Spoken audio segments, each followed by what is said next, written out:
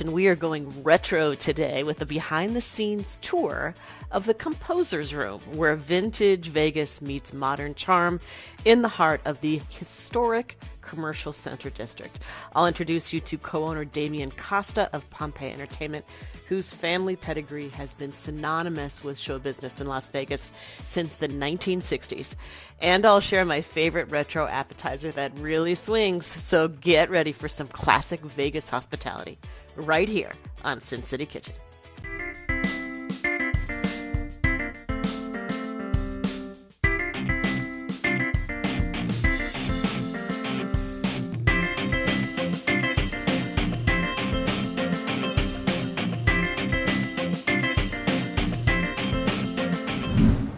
Welcome to Sin City Kitchen. I'm Alicia Shevetone, and I'm here today with Damian Costa. We are at the Composer's Room, which is a brand new venue that is opening in just a week or so. So we've got a sneak peek of this exciting venue, and it's a part of the Pompeii Entertainment family of companies or family of venues.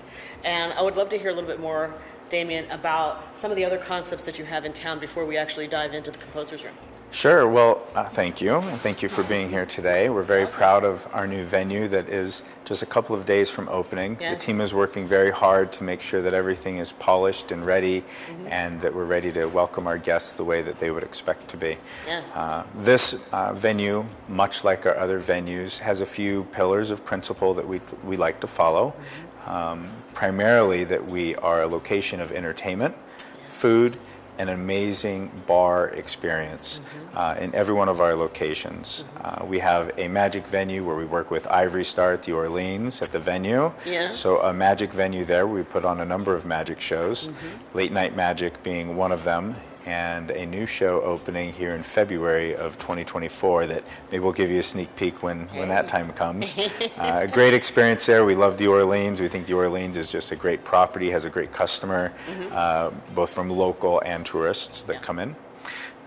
Then we have our venue over at the Link Promenade, which is next to the Link, between the Link and the Flamingo, Jimmy Kimmel's Comedy Club. I'm familiar. Where we put together anywhere from 17 to 22 shows a week there. And again, we have great entertainment, headline comedians. We have a family-friendly magic show. We have some late night shows, Yes. all based on comedy, and great food and a great bar concept there as well. A lot of the drinks are actually named after Jimmy Kimmel's family, or some of those moments in time that are important to him growing up here in Las Vegas. Some may know that he actually went to Clark High School and spent a lot of his time growing up here in Vegas. So we're very proud of our partnership with Jimmy and with the Link Promenade with Caesars Entertainment. That's amazing. Well, it was an amazing venue, and we had the benefit of filming actually the premiere of season 2 at Jimmy Kimmel's Comedy Club with Lunel, which was absolutely spectacular, and the staff was amazing, and also the food was amazing. We got to taste some of your, obviously the famous tenders were fantastic, and so we really appreciate the opportunity to have a sneak peek of the Composer's Room here. And so now, bringing us forward, and you talk about really the vision of Pompeii Entertainment and how all of your venues have something in common, which is a journey when you walk in the door from the guest experience, not necessarily what you hope to impose upon them and what you want them to walk away from, but how you want them to feel when they are here inside these walls. Sure. Tell us a little bit about that. Well, thank you. A customer that's going to a comedy club to see either their favorite comedian, that they may be a destination customer to go see that specific comedian, which we have a number of the best headline comics that tour the country. A lot of those are actually resident comics that now live in Las Vegas. But also some that just want to go see a fun show or a comedy, right? Yeah. And so it's much like that. We'll do the same thing here, but all based around music, some plays, some spoken word. And I think what you'll find here is that, like there, a customer goes out to be somebody or to have that experience that they've painted a picture in their mind of who it is that they would like to be that night. And so we like to deliver that. It's not so much focused on us or focused on a specific brand that we're trying to, or a period of time that we're trying to emulate. Right. We're just trying to make sure that that customer has the opportunity to be who it is that they want to be on that very special night. That's really, really fun. And I am also acutely interested in the menu that you're going to have here. Sure. So you are going to have food. This is going to be an establishment that serves, obviously, full bar and is going to have a restaurant. And Sure. no matter where you're sitting in the restaurant might actually impact your experience and your journey here at the Composer's Room. So I'm very curious about the food and that type of experience. We're very lucky to be working with Chef Jake. We call him Chef Jake. He's fantastic. And everywhere you go in the venue, if you're in the tavern, if you're in the restaurant, which we call the family room, Okay. or if you're in the show lounge, we call it a show lounge. It feels more whimsical and more inviting. You can also bring food there. Any of the food can come in and out of the tavern, the family room, or into the show lounge. All of the menu is basically the same. Okay. How it's plated and how you may be greeted with it may be a little bit different. So while your steak in the tavern and in the family room may be your typical steak that you would be expecting, when it comes to you in the show lounge, it will be pre-cut, so we don't have a lot of knives and forks in the middle of a performance. That is so smart. But our recipes, we're very proud of them. Yeah. One special thing on the menu is that actually the location we're at right now is E1A Commercial Center, Historic Commercial Center. Yes. E1A, what does that mean? I was asking myself as well until we dove into the history and why this was so important. This was known as being a Rat Pack hangout, a hotspot, if you will. Yes. Some other famous things happened here, I suppose, on these grounds, but we actually have restored part of the outside to being the original commercial deli. We've also pulled in some inspirations from commercial deli, and so our sandwich menu is from some inspirations from that menu. Then we have some nods to some of those in the Rat Pack and others related to music in Las Vegas history that we wanted to pull out and make it fun for our guests to kind of explore the menu. Another special thing, given we are a music-based venue, at the bottom of every menu will be a different song. Everybody will receive a custom handwritten song by a composer. Of course, it will be a famous song, and those that know how to read music will know the song. Those that do not will not. I will not. I will not know. I will not know, but I will have other people at the table, hopefully, that can tell me what it is. The last question for you, Damian, is that this is a part of town that is receiving a lot of investment by the city. Sure. You, because you've been so successful with other concepts here in the town, on the Sure. strip, off the strip, I'm wondering why it was important for you, specifically in Pompeii Entertainment, to settle here and establish your roots here, other than the historic nature of these walls and this building. But why would you decide to enter into something like this here as opposed to any other neighborhood in the city?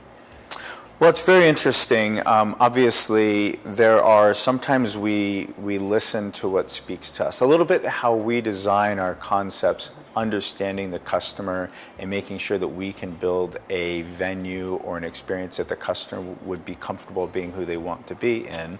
Yeah. The same goes for us as a company, right? We like to go places that kind of call to us or have a purpose. Yes. And we believe that Commercial Center and the historic nature of parts of Las Vegas is important for us to stay tied to.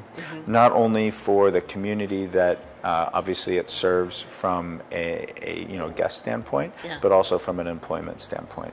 So when we found that E1A, where Commercial Deli was, and parts of it has still remains here. The original Commercial Deli, some of those elements still remain here. When we walked through the doors and with some family members with me, we didn't want to leave. Yeah. And it's really kind of a special place. The neighbors around us, Vicky, Vicky's Diner being right next door. Yeah. A lot of the restaurants that are in the E block with us. This is where Lotus of Siam first started. Yes. And of course, we look forward to being close with them. We have Artie's that's going to be opening right down the way. So you're right. Right? Yeah, it's a steakhouse all based on visual art. And we think that it's a very special place. We know that it's a very special place because of the way that it makes us feel. Yeah. And because of that, and the underserved community from an entertainment standpoint in this general area, we think that we have something special. I think you do too. And my husband Mark is a musician and an artist, and this part of town, I also almost went to bartending school literally like 2 blocks away from here. So, this part of town, and Italian American Club up the street. Sure. And this is just really a part of town that I think is going to resonate with locals and tourists alike. I wish you nothing but success. Thank you. I appreciate for everything that you've done for us at the Comedy Club and also, of course, here. And good luck with your opening. Thank you for what you do for Las Vegas and Thank for you. bringing this type of entertainment to light. Yes, thank you so much, Damian. And coming back just right after the break on Sin City Kitchen, we're going to go into a little bit of a retro vibe called my martini dip, and I'm going to be showing it to you next on Sin City Kitchen.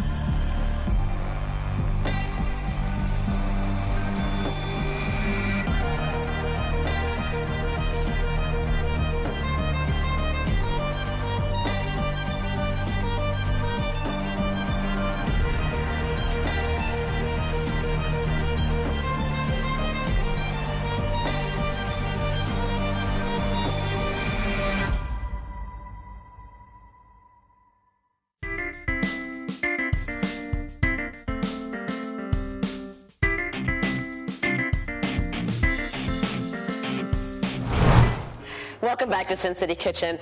It's been so cool to actually be here in the composer's room. I couldn't actually help myself. I have to prepare a dish that evokes a certain feeling that I have when I'm in this space. And it just so happens to be my martini dip, which is featured as a recipe in my latest cookbook called Food with Spirit. Martini dip is actually based upon the garnishes of a traditional vodka martini, which is a Rat Pack favorite, by the way. And I think it's appropriate for this particular venue right here, so I'm going to show you how to make it. The base of martini dip is very, very simple. It's simply sour cream and a little bit of, a lot of cream cheese. You could also make this with mascarpone, which would be a nice little Italian twist to this as well. And what I do is essentially to add in some different garnishes, including a little bit of pimento. So when you have a pimento stuffed olive, this obviously not only brings a really great sense of color, but it also brings a little bit of brininess. I also like to add a little bit of blue cheese. Blue cheese stuffed olives, pimento stuffed olives. I think you're probably getting the vibe that we're going for here, which means that all we have to add next are the actual olives, and I use green olives, of course. This is a recipe that you can, of course, adapt in many different ways. So if you do like black olives, of course, go for that. Have more of a tapenade vibe. But I'm just going to dump a lot of these delicious chopped green olives, and we're going to put this together. And if you need to thin it out, one of the things that I recommend is actually to add a little bit of olive juice, which will really sort of bump up the acidity of the dip. And it wouldn't really be a martini dip unless we added a little bit of vodka, right? So here's my secret weapon, and this also will thin things out just a little bit. Just add a little bit. We're not trying to make this boozy in any way, but it's a fun little appetizer that you could have at home, especially during the holidays. And then what I like to be able to do after I mix it well and combine it is to serve it in a little bowl here, and I like to serve it with mini naan. Aren't these adorable? Little mini naan are so, so cute. A little bit of crudité, and you can invite your guests to dip and maybe sip a martini, a real one, along the side. This is Alicia with Sin City Kitchen. I hope you've had fun today watching our sneak peek into the composer's room. Join us for another episode and some exciting destinations here in Las Vegas on the next episode of Sin City Kitchen. Thank you for watching Sin City Kitchen and for joining me. If you want to try distilled spices, you can find them by visiting distilledspices.com. Check out my latest sinfully delicious recipes, cookbooks, events, and appearances at dingcuisine.com. I'm Alicia Shevetone. See you next time right here on Sin City Kitchen.